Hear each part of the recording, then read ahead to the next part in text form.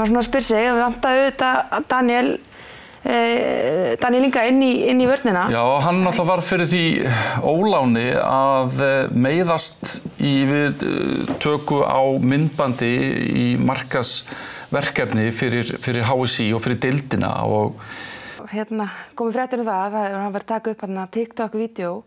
Auðvitað þetta bara ótrúlega sorglegt. Við erum rosalega glöð yfir því að HSÍ sé að setja fram efni og vekja athygli á deildinni og koma með þessa kynningaaðferð vegna þess að þarna eru líka krakkarnir og við viljum dreifa boðskapnum, það er að segja handbolta boðskapnum. En auðvitað ég er búin að sjá svona vídeó hvað þeir áttu að gera. Auðvitað setjum maður aðeins smá spurningamerki við það. Helst eiginlega hjá leikmönnum, segi ég. Af hverju að láta teyma sig út í þetta? Af hverju ekki að setja smá spurningamerki við þetta daginn fyrir leik? En þú veist, því ég ætla ekki að kasta þessu alveg öllu á HSÍ, en vegna þess að mér finnst þetta bara gott framtak hjá þeim. En þú veist, ótrúlega svekkjandi og mögulega voru þeir bara svona slegnir yfir þessu. Þetta er alveg ótrúlegt, en að því að Erlingur Richardsson sagði bara, hann skellti alfarið skuldinni á HSÍ. En hvað með hann sjálfan að hleypa leikmannunum í þetta verkefni?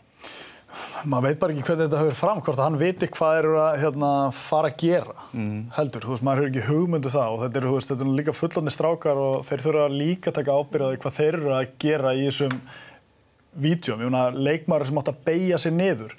Þurfti hann að gera það þegar mikilvægasti leikmaður í BA fara að koma að hoppa yfir hann? Eða þú veist, bara svona sem dæmi.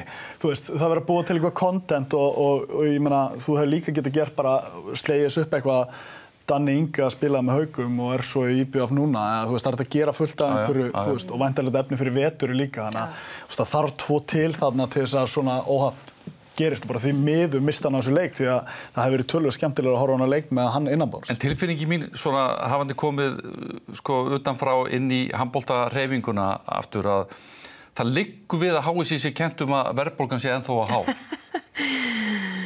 Já, það já, kannski er það nú eitthvað uppsafnað og það er auðvitað verið að vinna hörðum höndum að því að vera að breyta því öllu og auðvitað er það ekkert þannig. Auðvitað þurfa bara leikmenn, þjálfarar og allir í kringum liðin líka að líta inn á við en þetta er auðvitað bara leiðinda óhapp sem gerist. Ég vona að við höldum samt áfram að búa til efni fyrir miðlana, kannski aðeins betur í grunda næst.